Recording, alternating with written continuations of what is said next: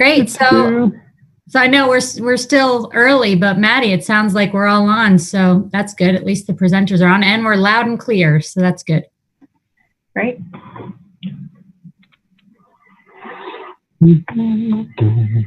Well, I'll give us an extra minute just to make sure everybody's on the webinar that wants to be on the webinar. Yes.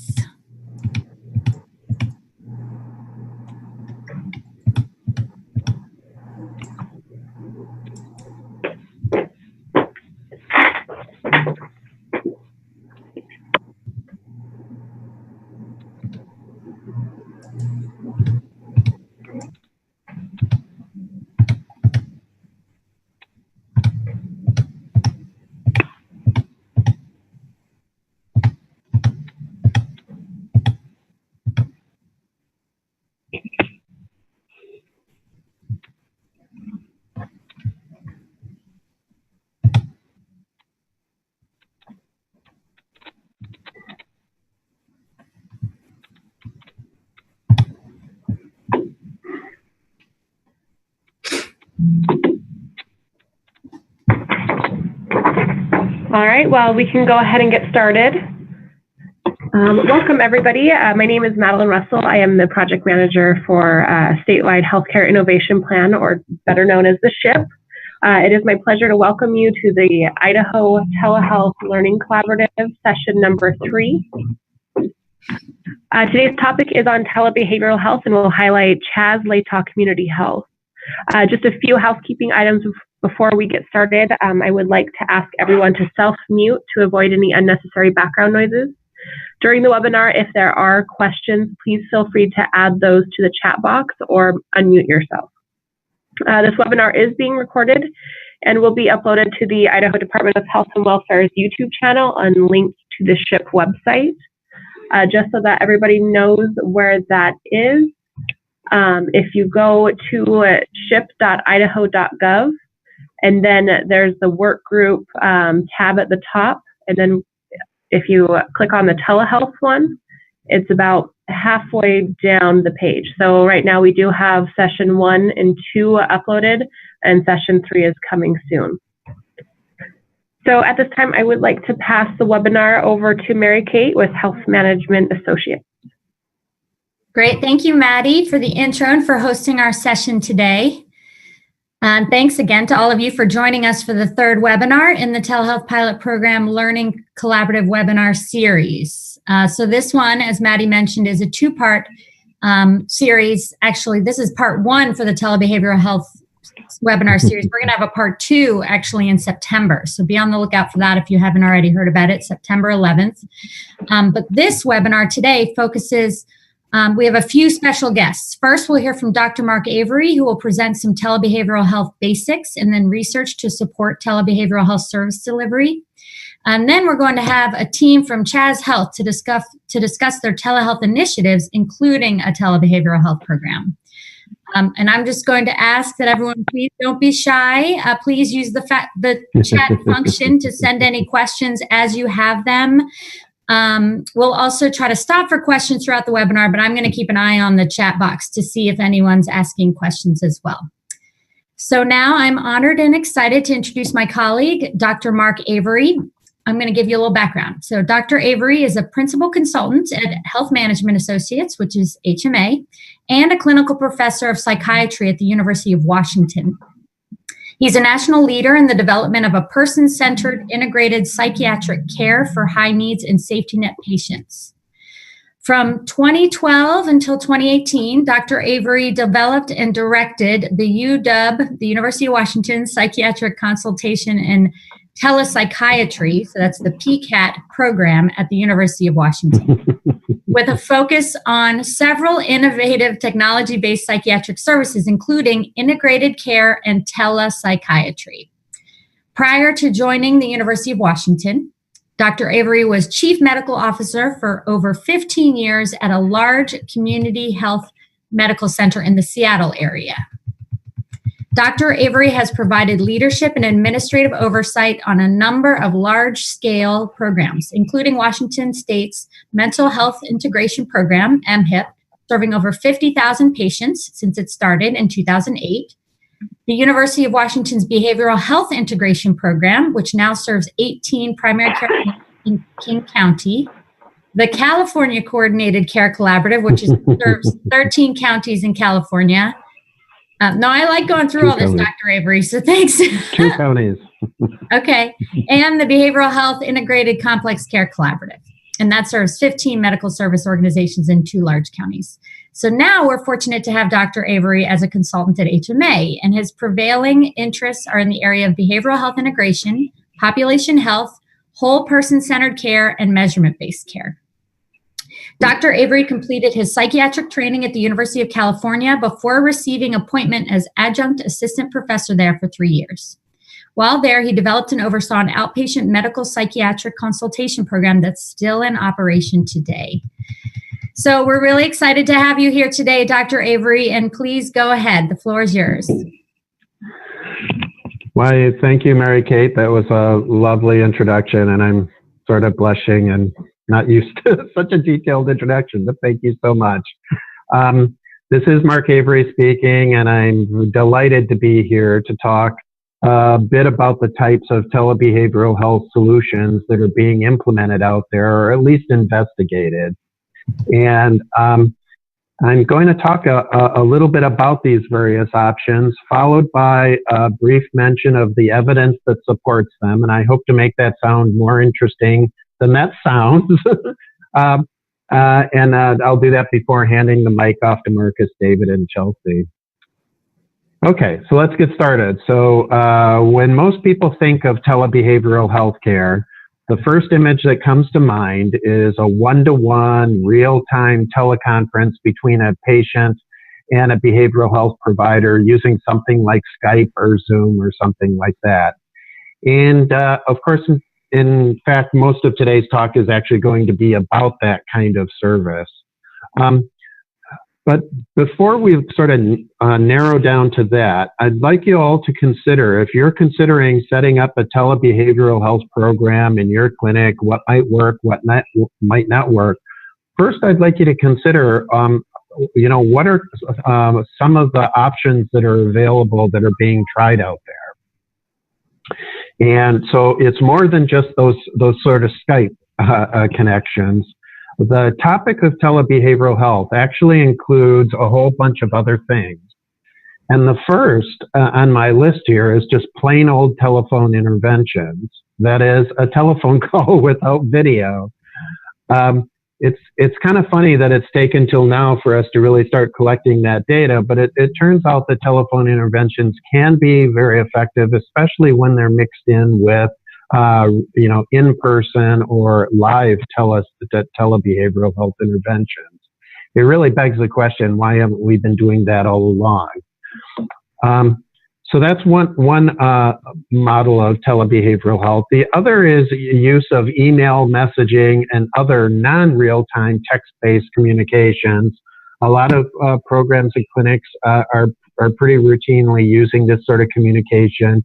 If you have a patient portal or something like that where patients are able to communicate with you. But there's a whole nother sort of layer of telebehavioral health that's going on out there. And so, think about it. The solution we're trying to come up with is, okay, we can't be in person, face to face with every patient. So one solution would be, okay, let's try to Skype them or something like that. But another solution could be, how about if us telebehavioral health people consult with the people who are in person with that patient? So that's in the area of provider-to-provider communications, such as the e-consult communications that you may have been hearing about. There's also other things like Project Echo out of University of New Mexico where it's more of a case consultation format that brings together multiple providers all at once to present a case. And that's usually around sort of a specific and complicated clinical issue, such as it was sort of invented around hepatitis C, but it's generally been used in behavioral health with things like opiate dependent, substance use, and the more severe mental health diagnoses. In this category, although not really quite in the prime time, in my opinion, is the use of app-based interventions, such as might be on a smartphone. I find that those aren't really quite yet ready for prime time for real behavioral health conditions that we're addressing, although I'd be happy to hear if other people are trying this out there. And then the second thing, which actually UW is doing quite a bit of research on that's kind of exciting, is the use of in between appointment patient sensor-like data, which could be either the patient filling out something like a survey in between or answering a few questions between appointments so that we're able to keep track of a patient or help to encourage them to do their homework their behavioral health homework or whatnot. Or it's even stuff like having sensors in the patient's pillow or whatnot that's measuring how well they're sleeping, how social they are, how much they're moving around. It sounds like a bit 1984 George Orwellian, but it turns out that can be some pretty useful data for us. Okay, and then telebehavioral health can also be real-time or non-real-time. What in our vernacular we call that real-time or asynchronous telehealth. And finally, telebehavioral health can be done in a number of clinical settings. So can I have the next slide, please? We're there. Okay, looks similar to the other side.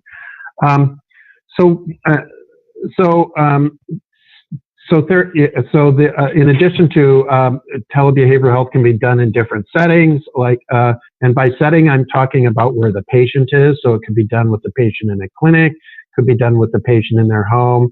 From the population perspective, and I'm going to talk a little bit more about this, is we might also think about doing the intervention when our patients show up at the emergency room so that we don't require our patients to have to see some strange provider when they show up at the emergency room. I'm going to say a little bit more about that. So why am I going through all these? And the reason is because in my experience, different solutions make better sense in different clinics and communities. And so I think the fun part of this work is trying to take that menu of options and try to be innovative and try to be creative in your own communities. I would assume that some of these things I went through, you sort of internally rolled your eyes and said, that won't work where I'm at. Well, maybe some of the others would work. So I just want you to kind of think creatively at this point. So, for instance, in one of my programs, we instituted a rule that 50% of our counseling sessions in this one program should be provided over the telephone. And it was interesting how hard it was to convince our behavioral health clinicians to do that. But it was really kind of fascinating to see the nice outcomes we got in that study. So anyway, enough point about that. Why don't we move on to the next slide? Very quickly here, just a couple terms so that we're all speaking the same language, and hopefully this language is familiar to most or all of you. So first off, when we use the term originating site, that refers to where the patient is. None of these terms are very intuitive to me. That's why I always cover these. The originating site is where the patient is. The distant site is where the clinician or consultant is. If you bill for doing the originating site, for some reason we call that the hosting fee. And if somebody is in the room with the patient, such as the medical assistant or front desk person, we call that person a telepresenter. So originating site, distant site, and telepresenter. Okay, next slide. Any questions so far? I'm the kind of guy that just keeps talking unless I get interrupted. Is anything in the chat box, Mary Kate? No questions in the chat box, but again, I'll remind folks, if you're hearing anything or have any simple questions about definitions, please type it in. Thanks. Great, thanks, Mary Kate. Okay, so let's shift gears a little bit and talk a little bit about the why question. As in, why would a program like yours even consider doing telebehavioral health, right? And the reason is because we have a problem in the United States. We have a big problem. It's a nationwide problem, and that's that we have a shortage of mental health professionals all across the country. So People are often surprised to know that more than half of the United States counties are without a single practicing mental health professional. So we have a lot of counties that really have zero behavioral health resources.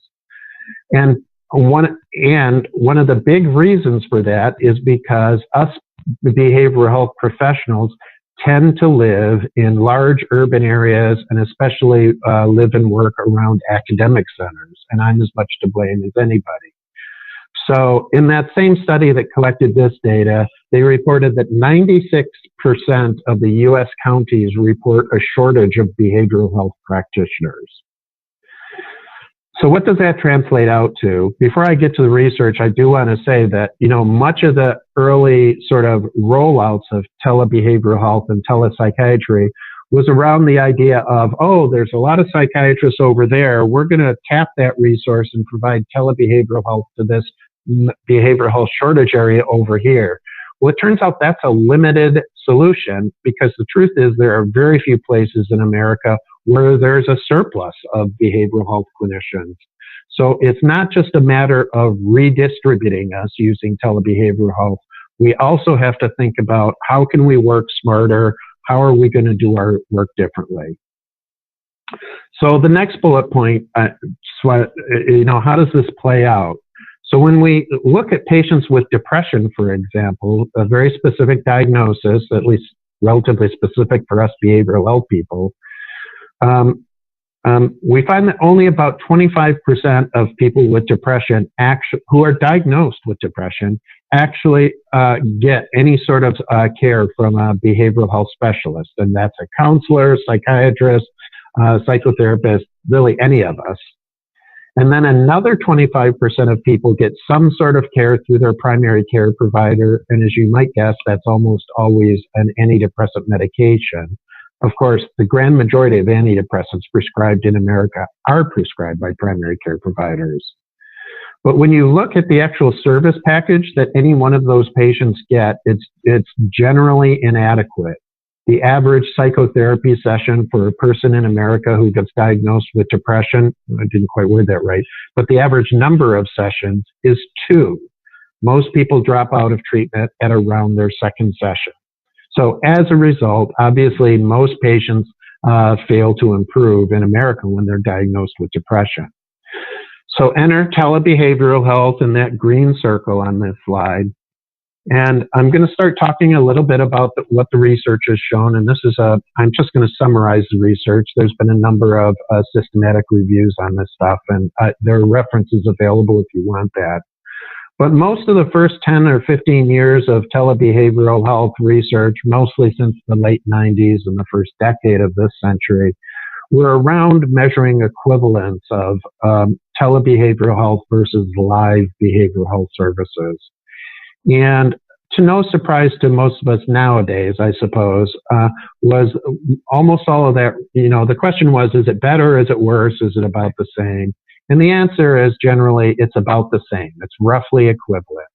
Patients and providers roughly have the same level of satisfaction with care, although it remains an ongoing issue that providers oftentimes assume that patients are going to dislike telebehavioral health care. And the truth is the opposite is true. Patients generally like telebehavioral health care just as much as they like, quote unquote, in-person care.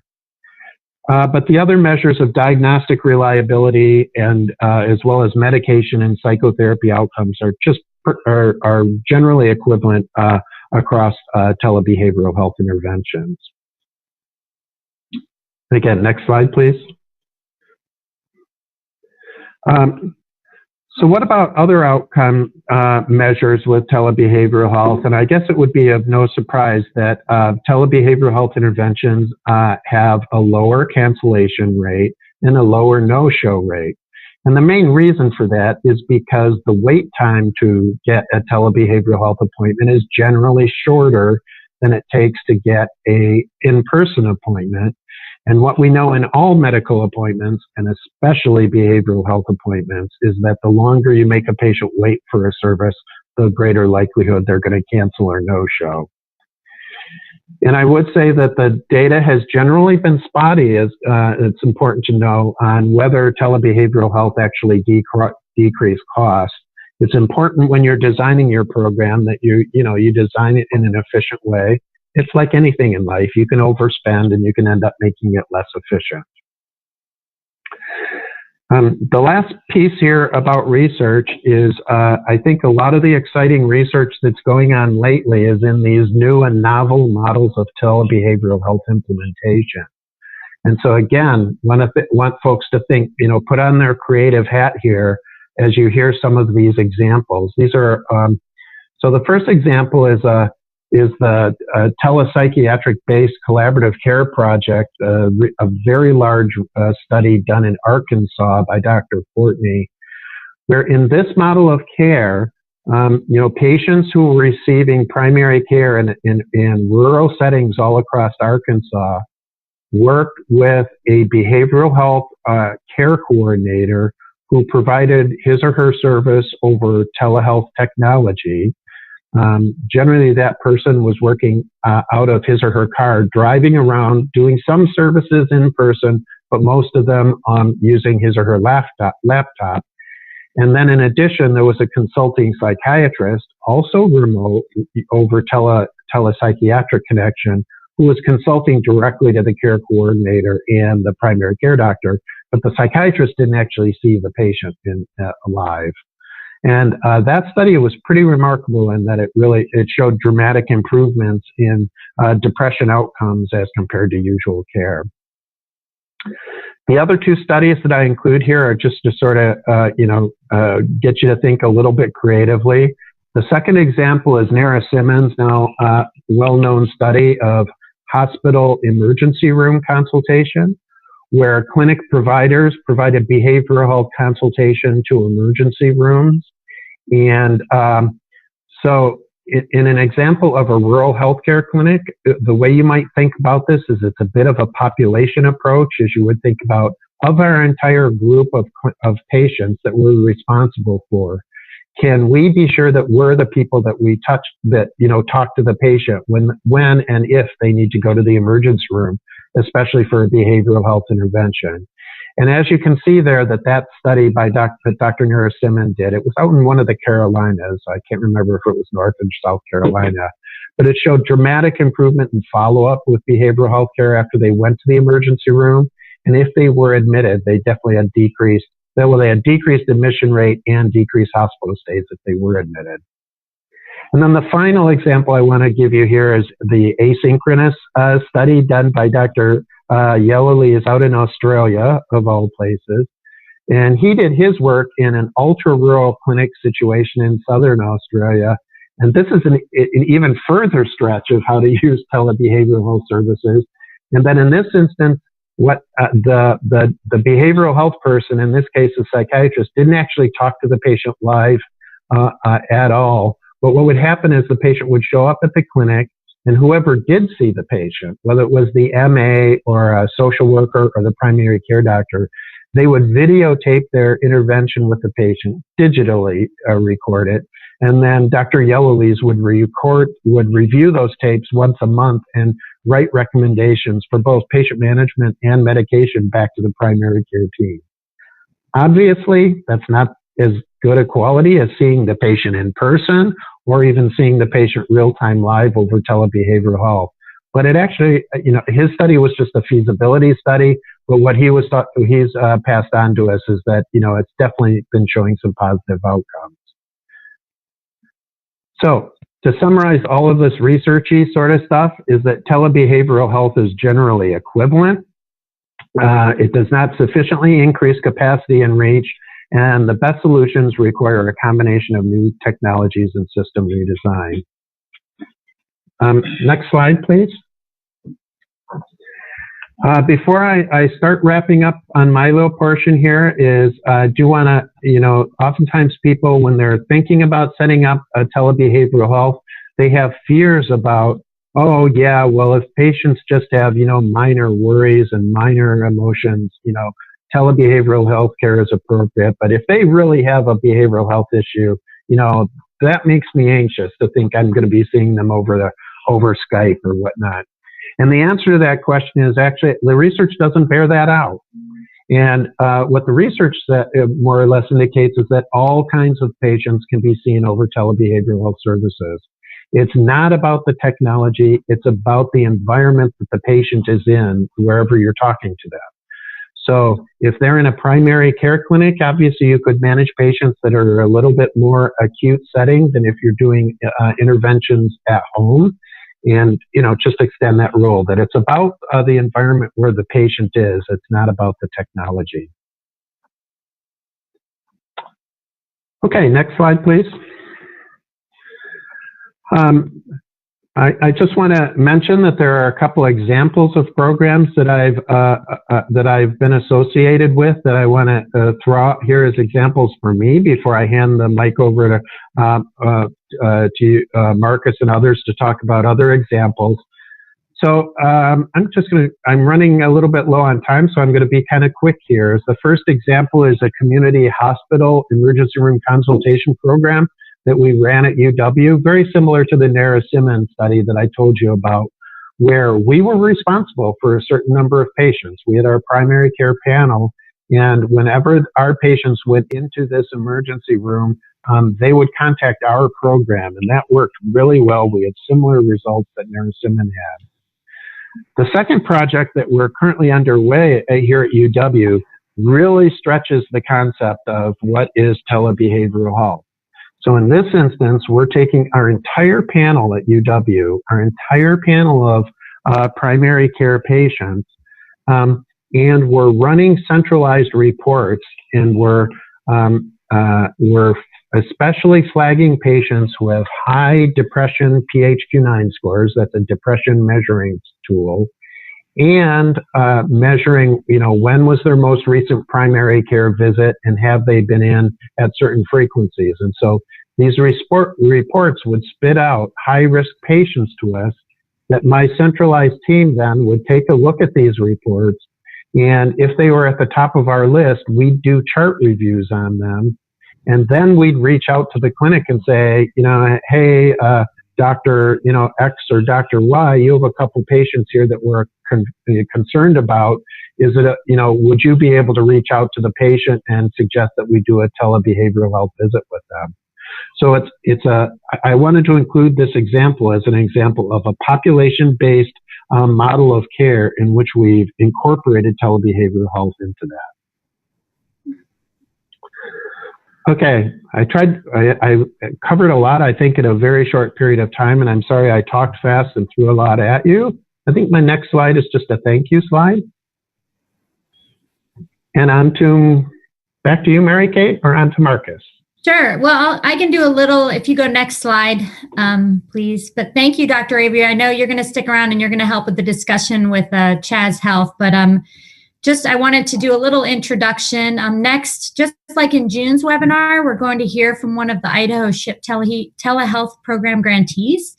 And this time it's the team at Chaz Health. So first we're going to hear from Marcus Riccelli about Chaz Health's overall telehealth initiatives, as well as those specific to the Latah Community Health location. But then we're going to have more of a discussion, presentation, discussion, Q&A with David Keem, who's a behavioral health provider at Latah Community Health. So Marcus, with that, I'm going to go ahead and turn it over to you.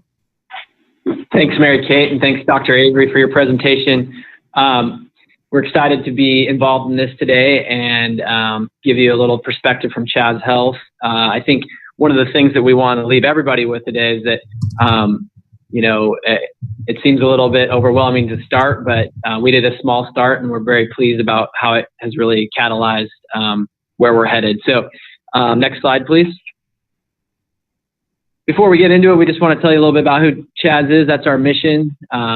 We were founded in 1994 in a 2-exam room clinic. We're growing quite rapidly. We operate 13 clinics. And if you go to the next slide, gives a bit of perspective of where we're at. So we have a couple clinics in Idaho and a number of clinics in Washington. Next slide, please.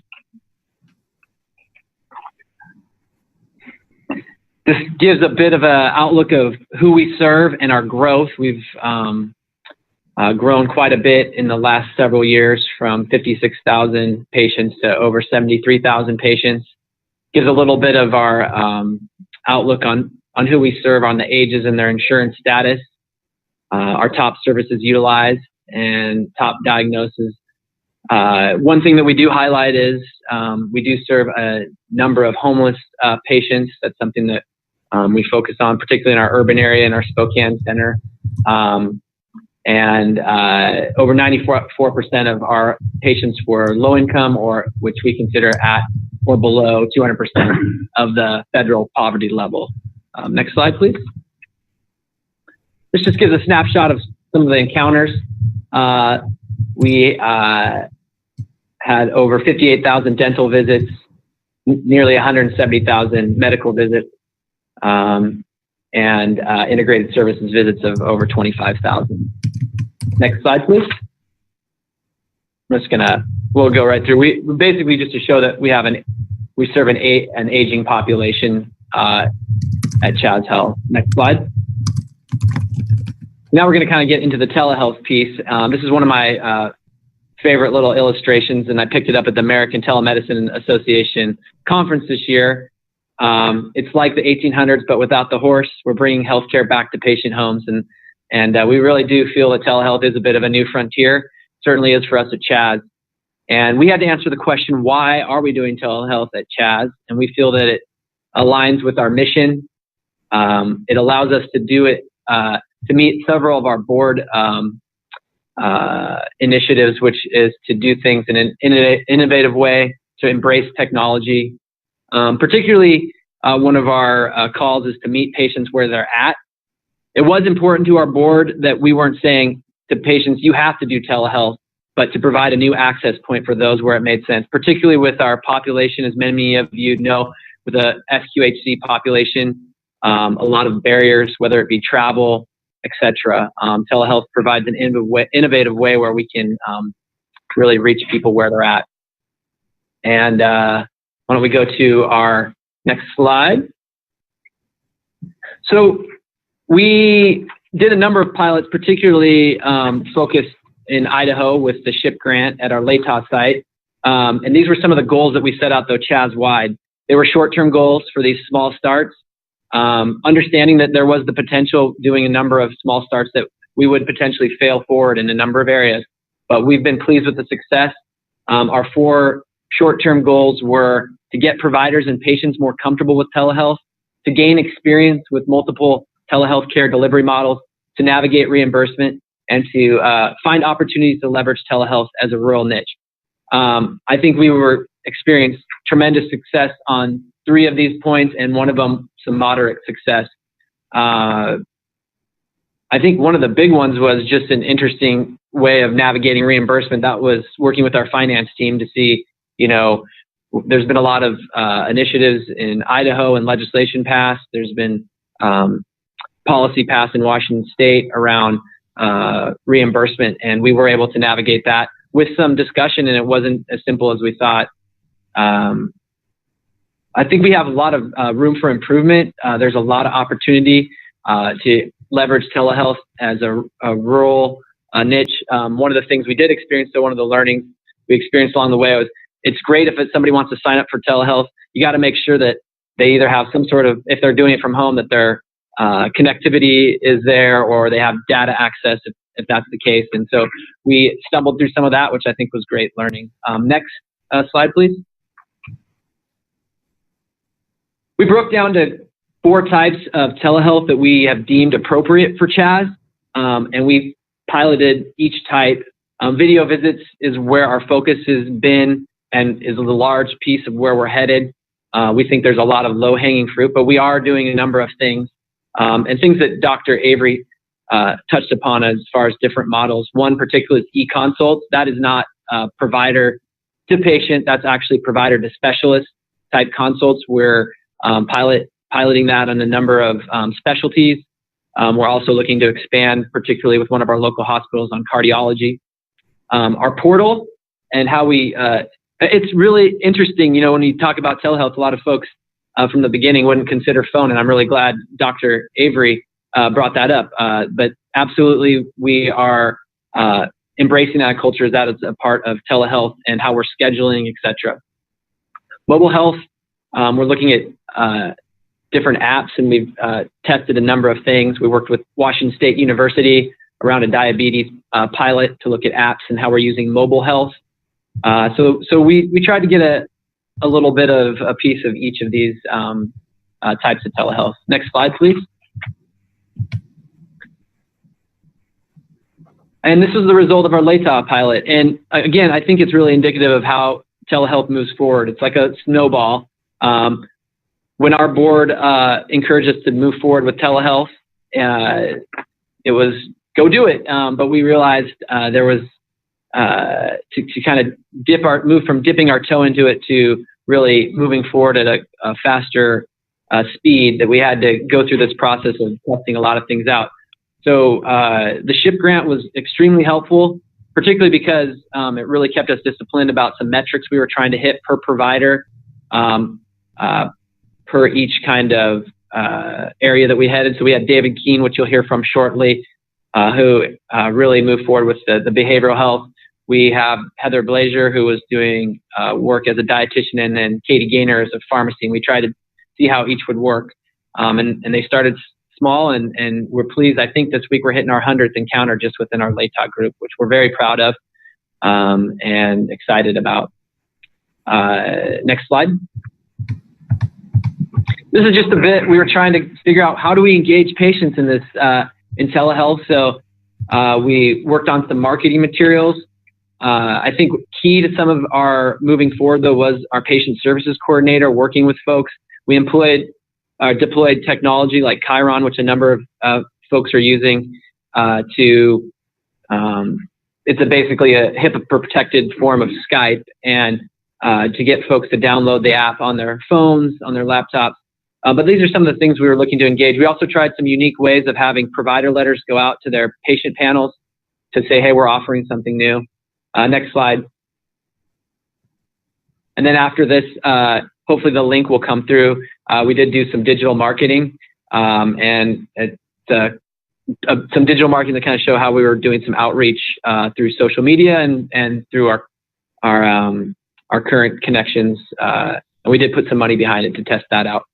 Next slide.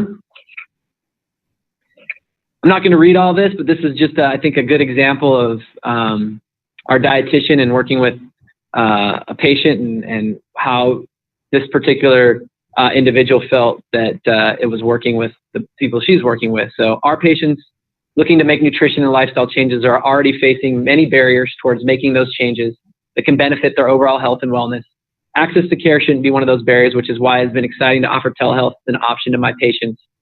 And keys on some of the barriers, juggling work, family schedules, etc.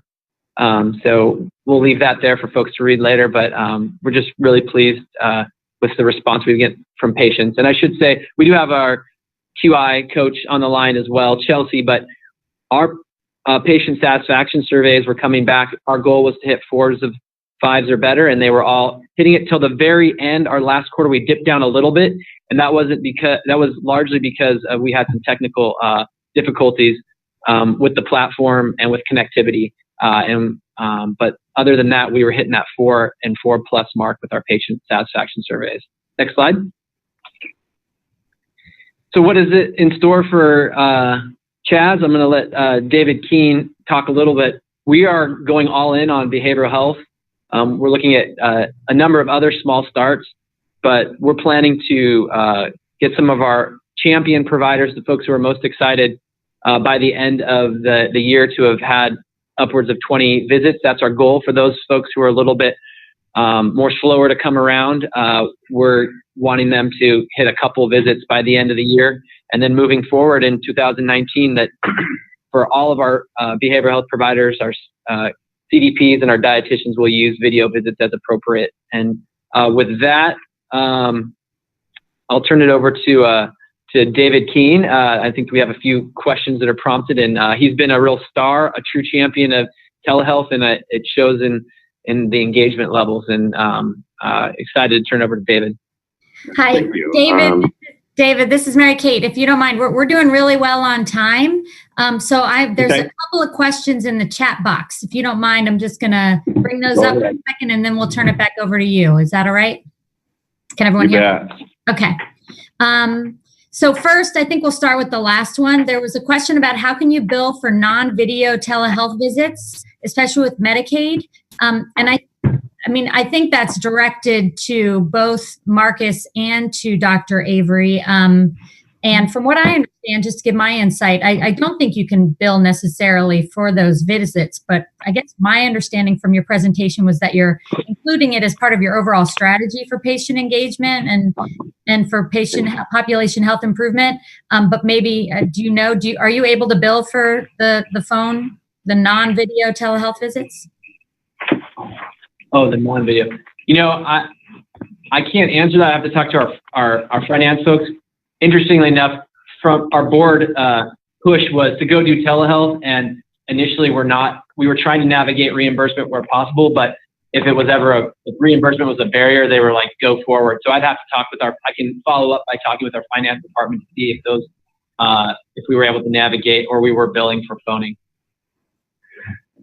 And so I can give a little bit more from the 30,000 foot level. And so I would say, I believe it is not billable in Idaho, but except for the exception of you could potentially use the Medicare chronic care codes, which are a per member per month sort of payment by Medicare. That's not Medicaid, of course. In Washington State, they also have these collaborative care codes where you can also bill per member per month for those folks to get care coordination that covers this. But Mary Kate, I think you were right on, and the answer to this question is that when you're considering a program like this, it's important or I think the best way to do it is to come up with a business model for your entire telehealth entire telebehavioral health program. Knowing that some of the activities are billable and some of them aren't, just like that's true in primary care as well. If the primary care doctor needs to walk down the hall and talk to the social worker, that's kind of not billable either. So it's important to kind of think of the big picture. The telephone calls that we make to patients aren't 50-minute hours. So the billable stuff where you're seeing the patient may take a whole hour, but you could maybe complete a telephone call to a patient in a few minutes. And what we've observed in our programs is that really goes a long ways with patients in feeling good about their care and continuing their care. Great. And I'm going to this next question is a bit longer and has various parts, but Dr. Avery, if you can do just kind of a short answer, and if necessary, we can revisit it later. It's from Dr. Dunn in Sandpoint. How does a primary care clinic engage a psychiatrist to be a telehealth consultant? Are you familiar with contracts used between these parties? How does the psychiatrist get paid usually? So Dr. Avery, can you just give a brief answer, or we can also follow up later? Yeah, I'll follow up. I'm going to type my email into the chat box, and so people can connect with me directly, and I can answer this in more detail offline. Because I think there are a couple parts to the question. One is, how do you find that psychiatrist in the first place? Mm-hmm. And I can tell you, like Washington State University, University of Washington, community mental health centers, the answer is go where the psychiatrists are. But then once you locate that psychiatrist, I think there are various options.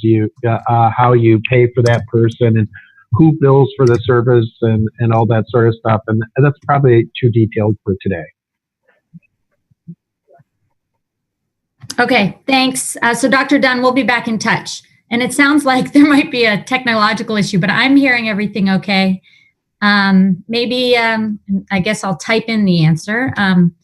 But let's hand it over to David Keene then I'm not sure, I know Maddie is administering the slides and I'm not sure if she can hear us. But Maddie, can you hear us?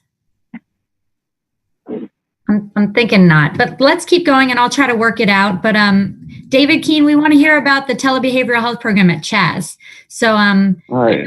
The next slide was really just some questions to help guide you through, but really, if Dr. Avery, can you hear me okay? Yes. Okay, good. So go ahead. David, go ahead and please start. And Dr. Avery, please pipe in as you need it. Hi, my name's David Keene. I'm a clinical social worker. I've been working with Chaz since September of 2013. I've been doing clinical social work since 1988. My last stint job was 23 years at St. Joseph Regional Medical Center, being the administrator of the social work program before I came over to Chaz. The telehealth program, when we started, was, of course, it was a big learning curve. It was a steep learning curve, but we have a good clinic, we have a good team.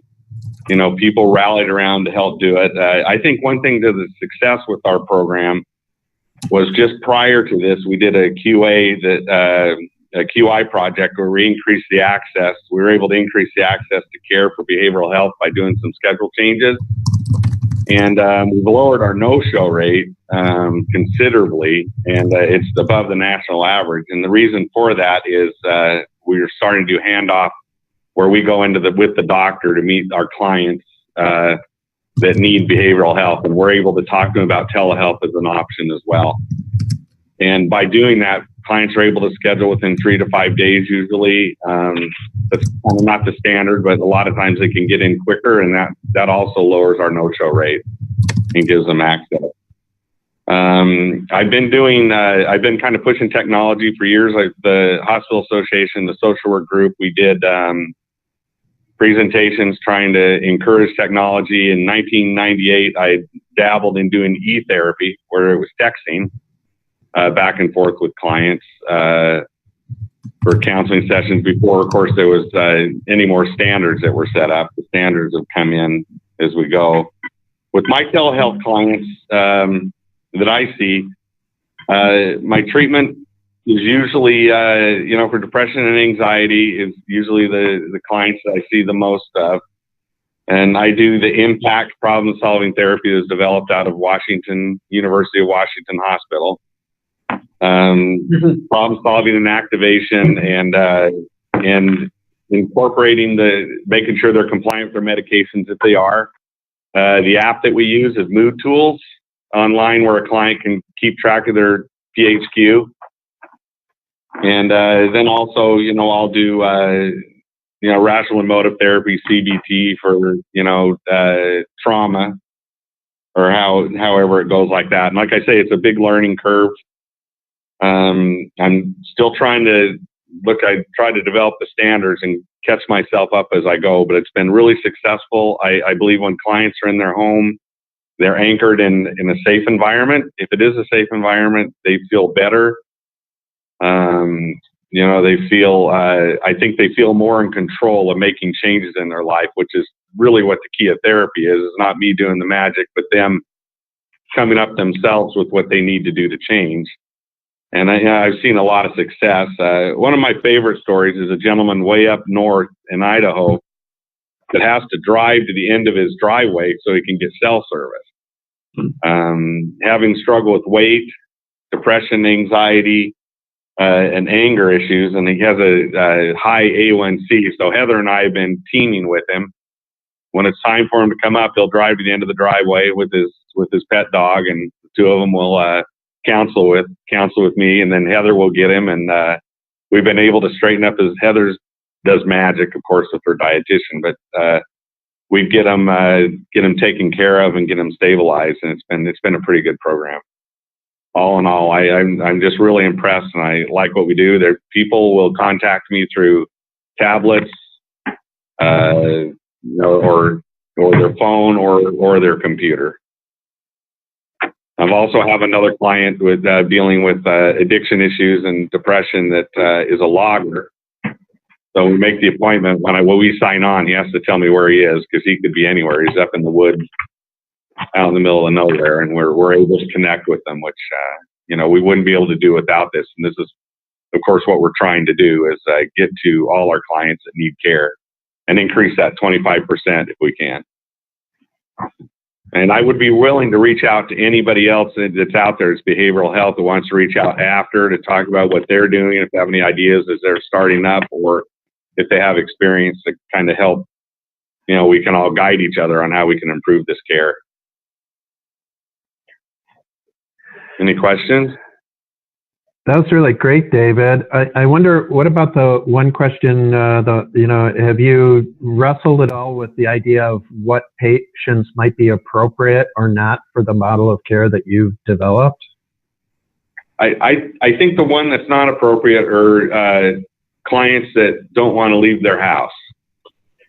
I think that feeds into it. If they're, if they're shuttered in, they don't like to go shopping, they don't like to be around people. I think in some ways we want to really encourage them to come in because we want to increase that behavior to know that they're safe to leave their home. So I try to avoid individuals that would they want to talk to me on Skype or on Chiron because they don't want to leave their house.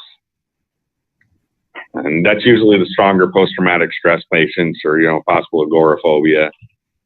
But those are clients that I would refuse to see. Probably any that were suicidal, I think I would have some concern with as well. Yep. Okay, cool. Do your patients give you any sort of feedback? What's your sense of how much they appreciate or don't appreciate this using technology to get their services? If it connects and we can see each other, we hear each other, they love it. We're starting to, our IT guy is concerned that maybe Moscow, Idaho doesn't have quite all the fiber optic stuff. So it might be, we've had some glitches, but fortunately when we work with the team, we got the idea to set up a laptop as a secondary. So we've been able to catch our clients. And I always take a phone in with me in case I need to call them, and we will do phone consults if I can't connect. Because we'll get that occasional freeze. Somebody will be talking, and them and their little parrot will just kind of stop, and I need to look at them for a little bit, make sure they're there, and I'll give them a phone call, and we'll make sure that we're on the same page. But I believe that I need to get those standards of care, and I think there's a lot more that we need to do to develop policies and procedures and standards to help us out as we grow. So Dr. Dunn asked you a question of how do you handle the situation where you're in Idaho, but the patient is in Washington? Is there a licensing issue?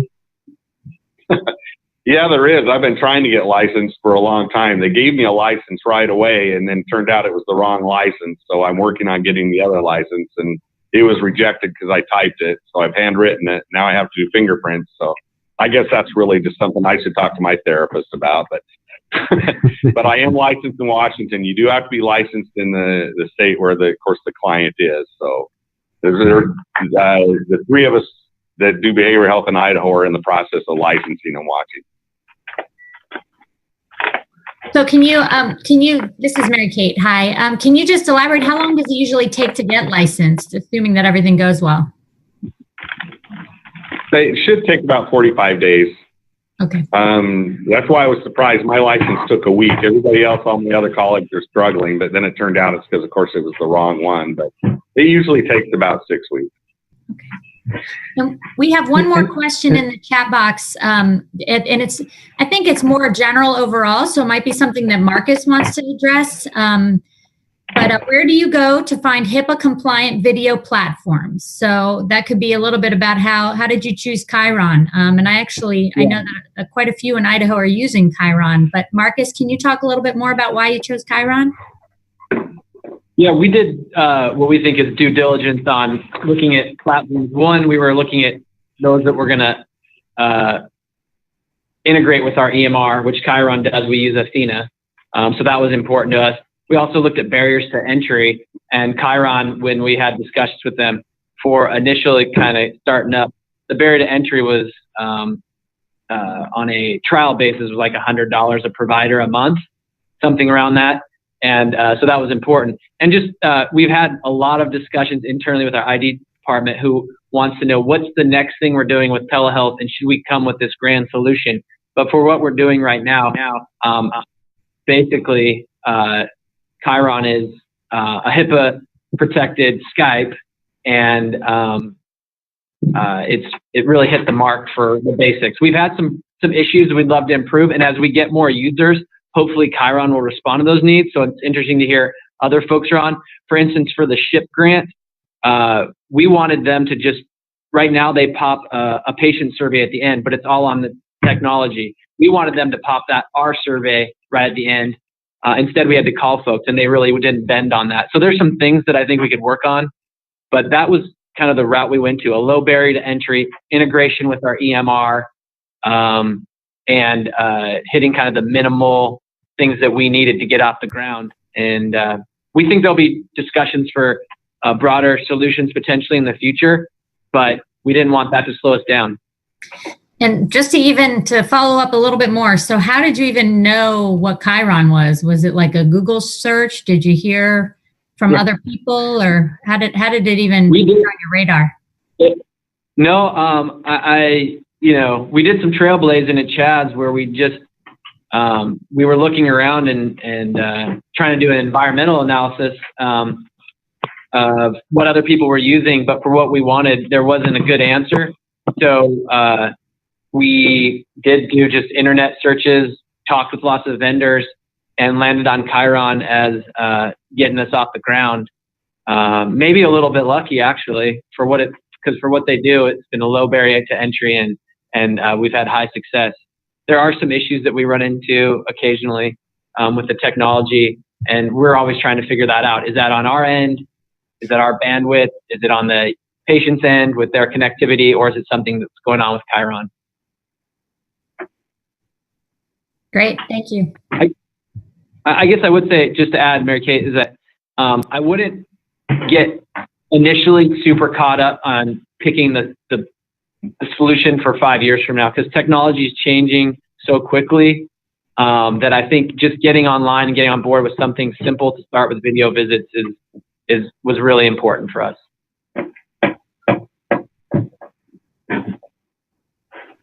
Great, thank you. Well, and excellent answer. Yeah. So, can I ask another question, Mary Kate? Please do. Right. I was going to say, Dr. Avery, go ahead. So, David, I'm kind of interested in hearing what your thoughts were if you were in the planning seat. What would you say is next? Where would you take things next? I think next what we need to do is we need to look at the standards of care, make sure that we're working with the same standards as, with the National Telehealth Association, and develop some standards, make sure that our policies and procedures are up to date. And I think it needs to, what was different when we started it, a computer came down. I worked on it with my coordinator down in the clinic, and then we found as we started, then we brought people on, like, hey, tell the administrator we're going to start doing telehealth, tell the front desk here's how we check people in. And then as we had problems, so I think what we need to do right now is just make sure that the education is there for all the behavioral health anyway. I can't speak for telemedicine, but for telebehavioral health. Marcus talked about it using your talk, which I think is a great idea for our providers here. And then just kind of roll it out with the step-by-step how the program's going to work. Because there's different things you need to do when you check the client in so the Chiron works. There's certain nuances to Athena, and there's some just an education that way. And who can have telehealth, and, there's just different logistics. So it's really a team effort. And the whole clinic needs to be involved to roll it out. Yeah, I would just add that, and they mentioned this when we were at the Telemedicine Association conference, that we initially thought we're testing this out and technology, is that the barrier? Well, it's clear that the technology is there, and the equipment is there. It's really operations, and to go from this small start to larger, we realized culturally we have to get a lot more folks in our organization to be educated about what telehealth is and how we're embracing it and the workflows, et cetera. So I think the operations piece is going to be the critical next step. Excellent. Well, so what I was thinking, Mary Kate has asked me to also be part of the presentation, the part 2 presentation in September. And what we're thinking of presenting at that time is thinking about how to start up a new telepsych service or telebehavioral health service. So more to come on that part of it. I do want to say I'm very impressed by the program that you set up, David, and how you've described it, you sort of said a whole bunch of things in a couple sentences when you were describing the program. But what you mentioned to me is that you're using evidence-based practices when appropriate over telebehavioral health connection. You're using measurement-based practice when you're using the PHQ-9 or whatnot to track the patient's outcome. You're engaged in using warm handoffs whenever you can. I mean, all of these are state-of-the-art things that I think it's clear that you really put some thought into how to design that model, and I'm just really impressed by it. Just want to say that. And I want to put it back that I work with a great team, and that's how it worked. Is we all got together and we put it together. Huddles in the morning to the warm handoffs. We just got a really great bunch of people down in Latah. I think you do Excellent. recognize though what a champion provider in telehealth means though to getting it rolling. It's essential. Excellent. Cool. Mary Kate, is that a good stopping point? I think you're right. We are reaching the end of the time. So thank you so much to everyone for joining us today. Thanks especially to the presenters. As you heard from Dr. Avery, you'll be hearing from him again on September 11th. So if you do next slide, please. I think it should be kind of the closeout. Marcus gave us his contact information. So for additional questions, you can reach out to him. We'll be sending out these materials afterwards as well. Then next slide. Oh, and as always, you can reach out to us. I was out on leave for a little bit, but I'm back now. And so you have Jean and John and myself to reach out to with any follow-up questions. And Dr. Avery is also available. I can help get you information, Dr. Avery. And the next slide, I think, should be kind of a reminder about the next one. Yes. So September 11th, we've saved a date and time, same time as we usually have them. And it'll be a telebehavioral health part 2. And we'll also get to hear from another one of the SHIP grantees.